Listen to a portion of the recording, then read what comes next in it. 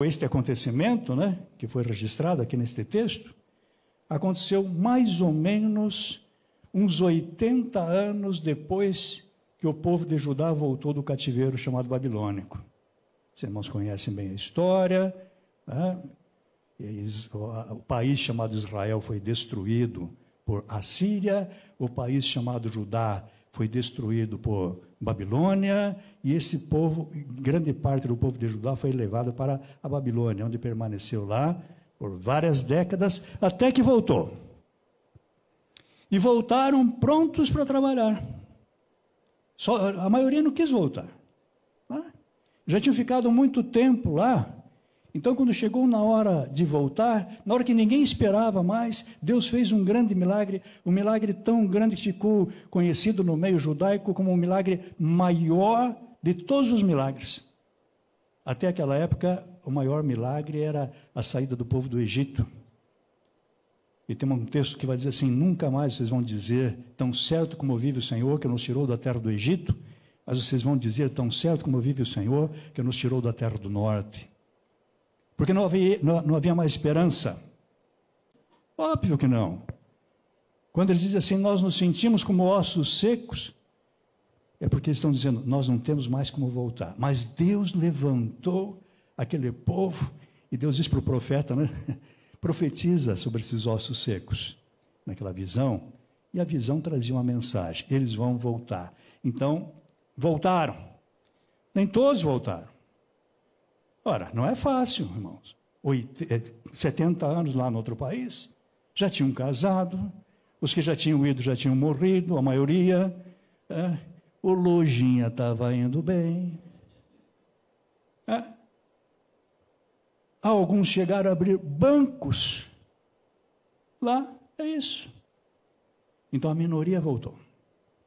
Quem voltou por os idealistas, aqueles que diziam, agora nós vamos construir uma nação verdadeira, agora sim nós vamos trabalhar para o Senhor, agora nós vamos fazer o país de verdade.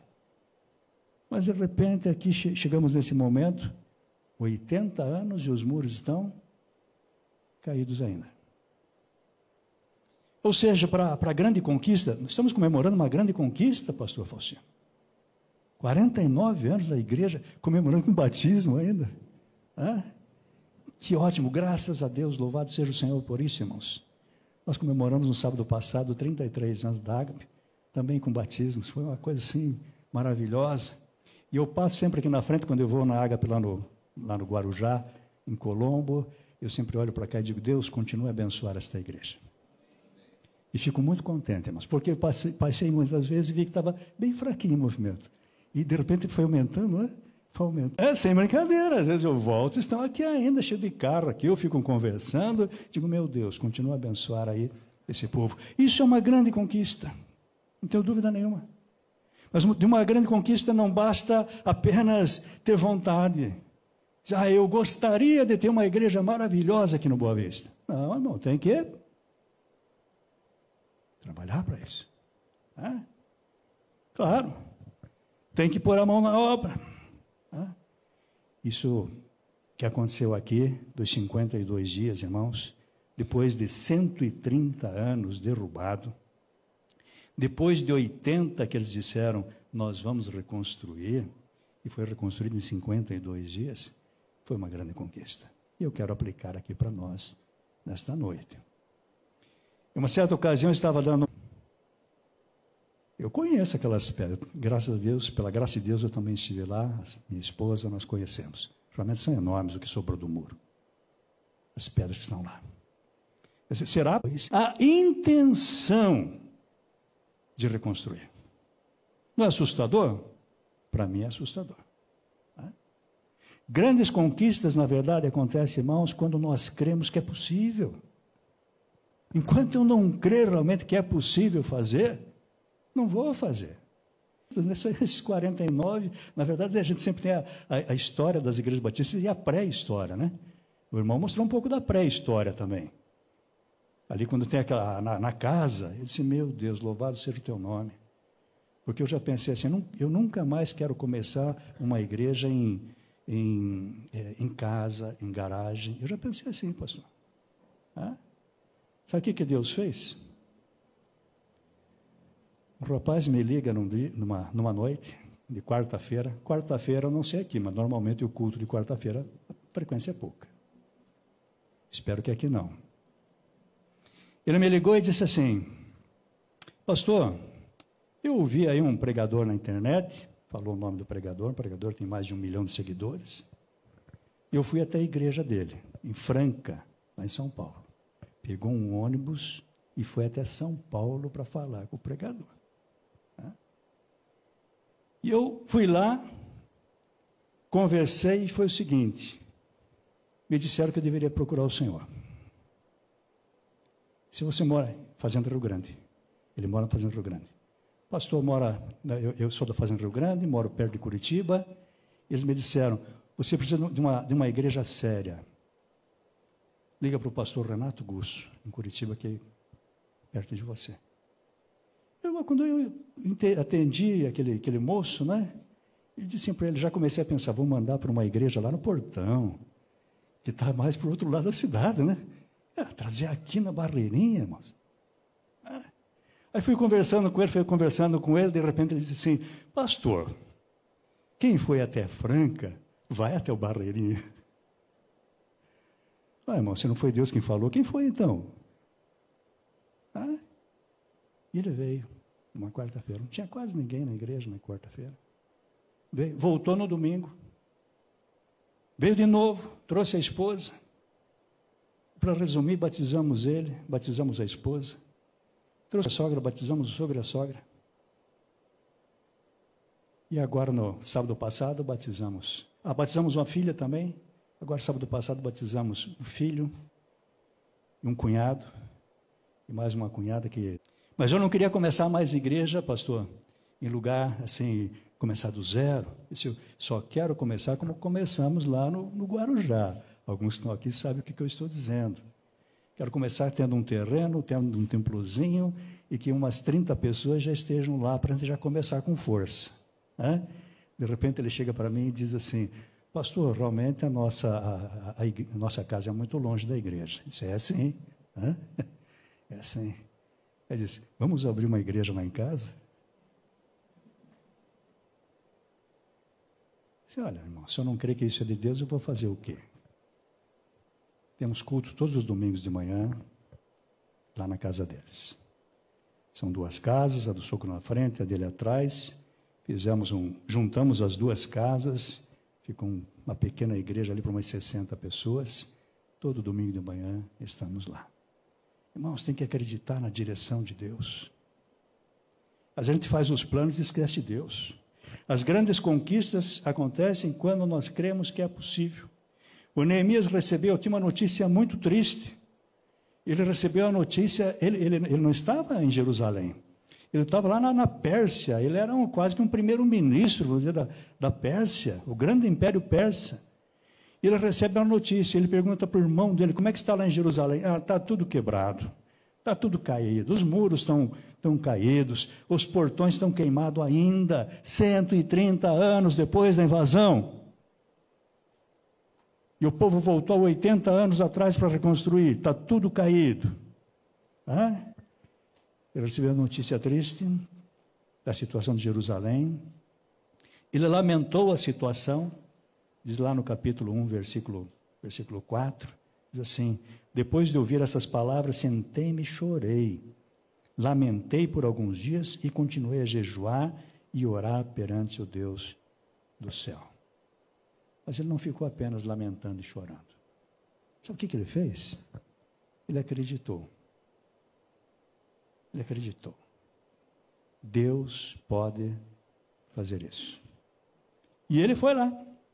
Neemias acreditou que era possível mudar a situação, e 5 meses depois, é só olhar as datas aqui, que não dá tempo da gente entrar, né?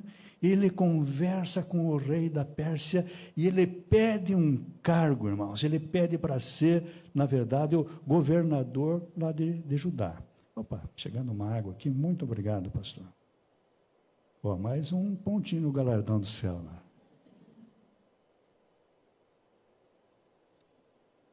não tem um copo de água que seja dado a um discípulo de Jesus, por ser discípulo de Jesus, que não seja recompensado. Está escrito, irmãos. Então, mais um ponto lá, pastor. Obrigado, viu? Meus irmãos, ele acreditou. Mas como assim? 130 anos, 80 anos, o povo está lá, nunca deu nada, não aconteceu nada. Ele acreditou e ele pediu, me deixa ir para lá.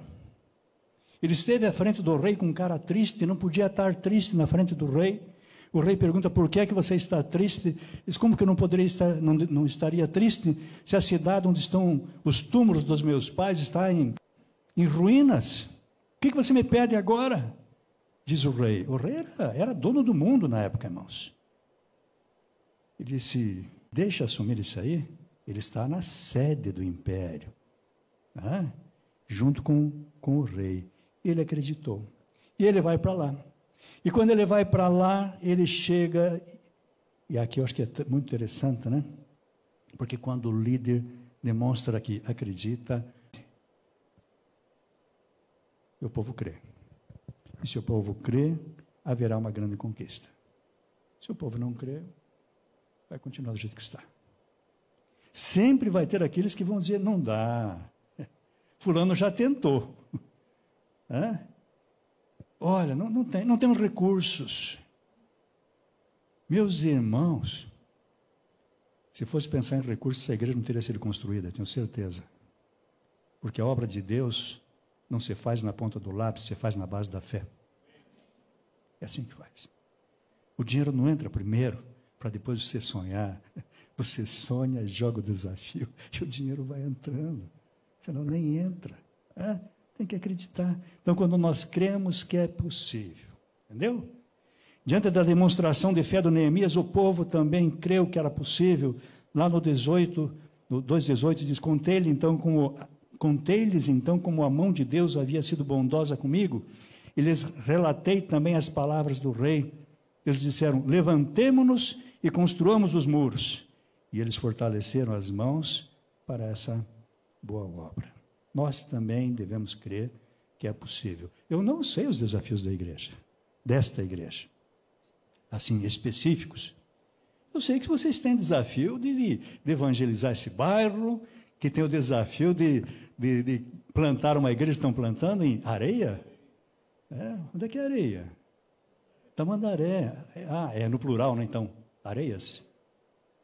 Areias. Que bom, louvado seja o Senhor por isso. Vai ter que suar, vai ter que ir lá, vai ter que trabalhar.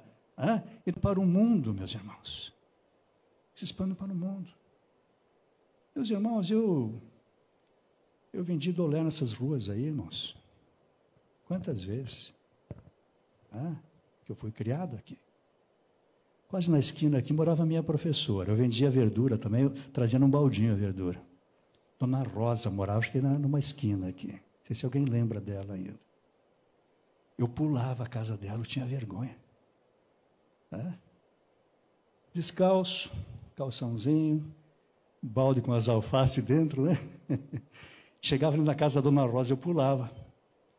Isso contava no segundo ano primário, deveria ter uns 8 aninhos, irmãos. Aí eu chegava na sala de aula, ela me dava uma bronca. Ela dizia, eu esperando a alface lá para o almoço e você pulou a minha casa. Ela não sabia que eu tinha vergonha de vender verdura para a professora.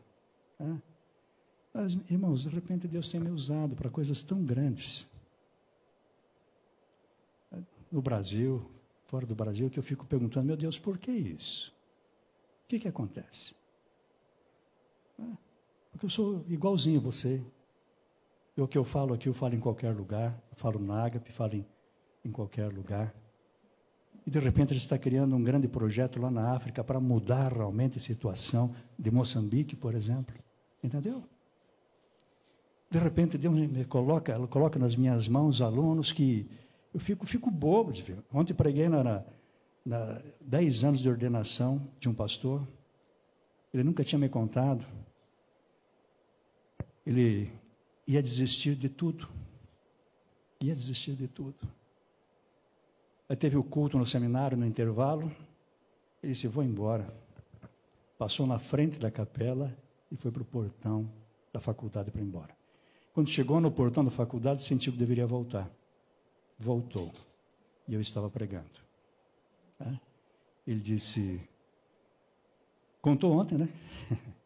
Ele disse, pastor, era parecia que só estava eu e o pastor naquele local. E ali a minha vida mudou. Eu que tinha desistido de tudo, hoje estou completando 10 anos de ordenado ao pastorado. Eu disse, meu Deus, o que é isso? Creia, irmão. Quando nós cremos, eu creio. Eu creio que Deus pode me usar assim como eu sou. E Deus pode usar você do jeito que você é, aqui neste lugar e no lugar que Ele bem entender também. Se nós queremos alcançar grandes conquistas, precisamos crer que é possível. E com Deus tem alguma coisa que não é possível? É claro que não tem. Tudo é possível realmente com Deus. Então, eu quero que em nome de Jesus, né, eu creio que em nome de Jesus, nós podemos fazer maravilhas neste bairro, fora deste bairro. Eu vi aquela missões, estou vendo que vocês estão agarrados com missões aqui. É isso aí. Vi que apareceu numa das fotos, que apareceu o André, pastor André, que passou um tempo rápido por aqui. Eu tenho trabalhado com ele também. Não sei se os irmãos sabem, ele é coordenador de um curso de mestrado nos Estados Unidos. Eu dou aula nesse curso. Pela internet. Terça-feira de manhã, às 10h30 da manhã, estou com alunos de Portugal, da África, Estados Unidos e Brasil, num curso que o André é o coordenador. O André não é gente como a gente? Quem conhece sabe. Ele foi meu aluno. Eu orientei ele no mestrado. Sei que é gente como a gente. Creia que Deus realmente pode fazer, e aí nós vamos fazer coisas grandes. Grandes conquistas acontecem quando nós trabalhamos juntos para que seja possível. Não é um puxando para cá, outro puxando para lá, não. Quando nós deixamos aí o tititi de lado, deixamos aí a confusão e olhamos para Cristo, olhamos para a obra, isso aqui, aí vai. Então, crer é o primeiro passo. Ninguém faz força para conseguir o que pensa que não conseguirá. Não tem jeito. Se você não crer, não vai fazer força. Mas não podemos ficar apenas no crer e cruzarmos os braços, temos que trabalhar, pois quem crê faz, meus irmãos. Eu acho interessantíssimo isso aqui. Eu queria ter muito tempo para conversar só sobre este assunto aqui. Às vezes a pessoa diz assim, eu creio. Só que quem crê faz. Quer medir a tua fé? Tem o medidor de fé, né? A tua fé é exatamente do tamanho das obras que você pratica. É isso aí.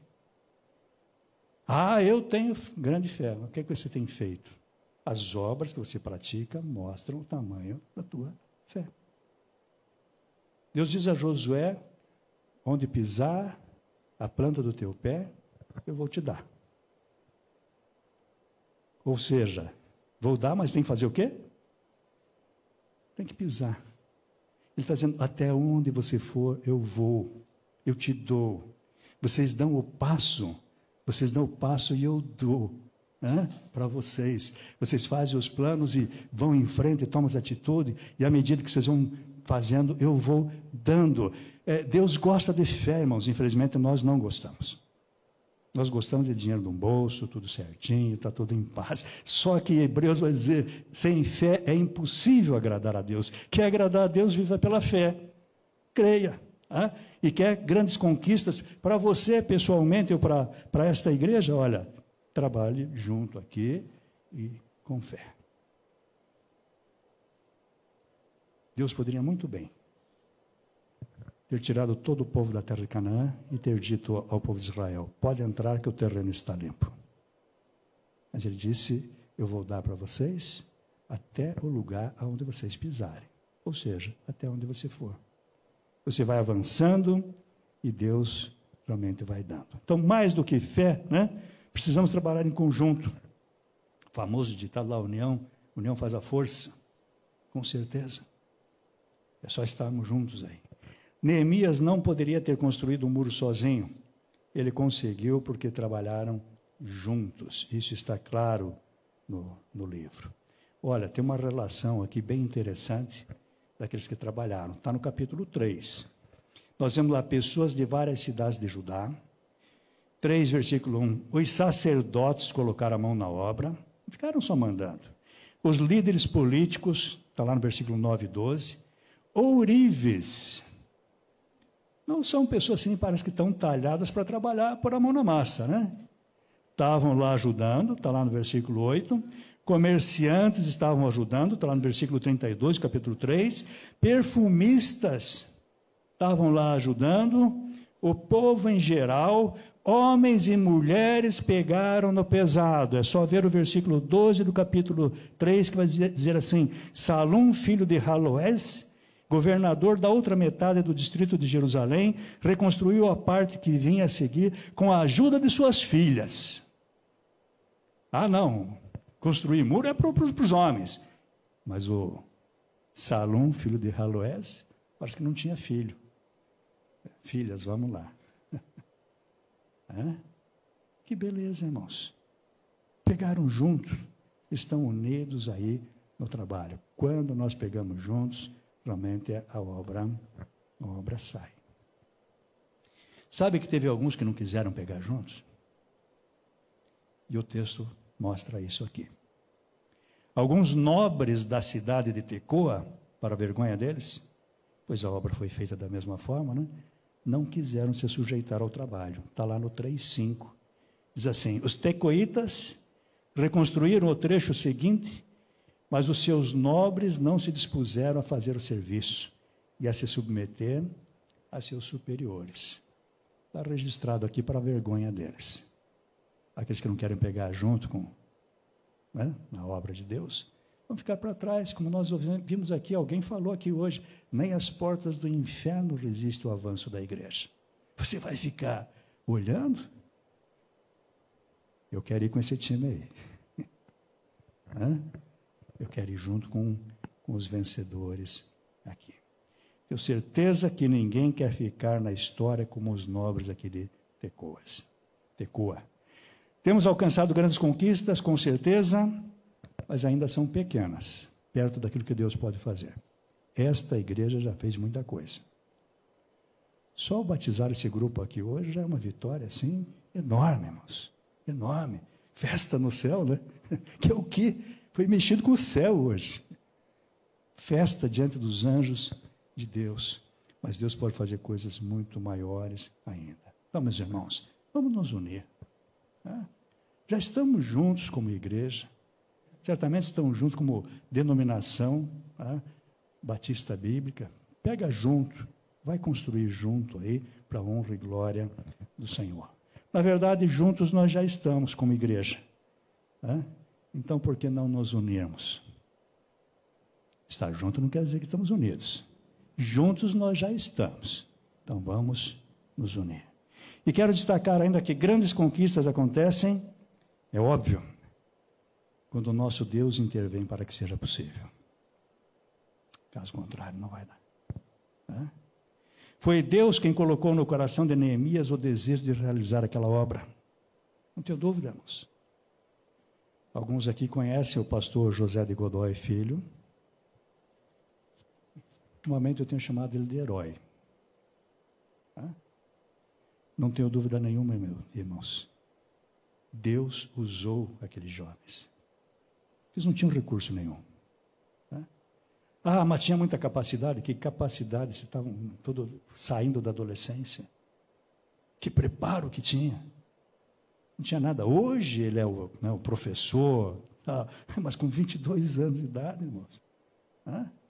Mas, na verdade, quem esteve ali foi Deus. Quem colocou no coração dele o sonho daquela igreja foi Deus. Quem colocou no coração do fundador desta igreja o sonho de abrir a igreja aqui nesse lugar, num ótimo lugar, deu visão, inclusive, foi Deus. Então, quando nosso Deus intervém para que seja possível. Mesmo diante aqui das evidências contrárias, Neemias sabia que Deus lhe daria bom êxito. Ele fala isso aqui no livro. Deus esteve intervindo do início ao fim daquela obra. Deus atuou junto ao rei, providenciando materiais e permitiu Neemias realizar o trabalho. O que Neemias pediu para o rei deu, irmãos. Ora, como assim?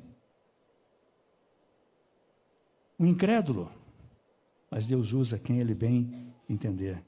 Deus atuou junto aos inimigos que desejavam interromper a obra, frustrando os planos deles. Está lá no 4,15, por exemplo. Olha o que diz lá. Quando os nossos inimigos, porque não queriam que eles fizessem a obra, né? Quando os nossos inimigos souberam que tínhamos sido avisados e que Deus tinha frustrado o plano deles, voltamos todos ao muro, cada um para o seu trabalho. Deus atuou como resposta de oração, fortalecendo o líder que sofria todo tipo de pressão.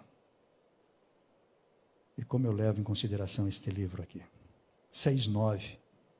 Pois todos eles tentavam atemorizar-me, dizendo, eles vão abandonar a obra. Ela não será concluída. Então pedi a Deus, fortalece as minhas mãos. Só a oração do líder cristão aí. Fortalece as minhas mãos. Meus irmãos, quando Deus intervém, não há quem possa interromper. E todos reconheceram realmente isso, né? Que Deus interveio, como está no texto que nós lemos no início aqui, no 6,16. Quando os nossos inimigos souberam disso, que em 52 dias foi construído o muro, todos os povos ao nosso redor ficaram atemorizados e muito abatidos, pois perceberam que tínhamos feito esta obra com o auxílio do nosso Deus. Meus irmãos, nós temos a presença de Deus conosco e Ele nos usa do jeitão que nós somos.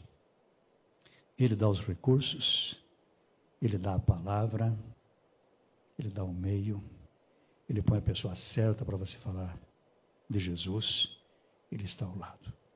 E aí grandes conquistas realmente acontecem. Quero concluir já. Neemias e seus seguidores alcançaram uma grande conquista, mas ainda era pouco. Tinha muito para ser feito. Nós temos alcançado grandes conquistas, mas devemos saber que outras nos aguardam. Igreja é assim. Pura ilusão aquele que diz, agora acabou a construção, né? Que bom, né? Agora é quase como aquele, aproveita agora, goza minha alma. Em algum lugar, né? Não para nunca, não, irmãos. Nós temos alcançado, sim, mas estamos apenas nos primeiros passos. Pessoas no Paraná, no Brasil e no mundo aguardam pela intervenção desta igreja. Hoje temos a bênção da internet, né, pastor? Que alguns olham como uma maldição, depende de como você usa. Continuarão a acontecer em nossas vidas e na nossa igreja. Sim, grandes conquistas acontecem. E vocês vão dizer junto comigo aqui, quando nós cremos que é possível. Quando nós cremos que é possível. Então, creia. Grandes conquistas acontecem quando nós trabalhamos juntos para que seja possível. Quando nós trabalhamos juntos para que seja possível. Vamos dizer juntos? Quando nós trabalhamos juntos para que seja possível. Pegue junto, meu irmão. Pegue junto. A obra não é dos pastores, dos diáconos, não. A obra é nossa. Grandes conquistas acontecem quando Deus intervém para que seja possível. Vamos dizer juntos? Grandes conquistas acontecem quando Deus intervém para que isso aconteça. Clame ao Senhor para que Ele intervenha em todos os planos desta igreja. E vocês terão grandes conquistas, muito maiores das que já tiveram até agora. Que Deus abençoe todos vocês.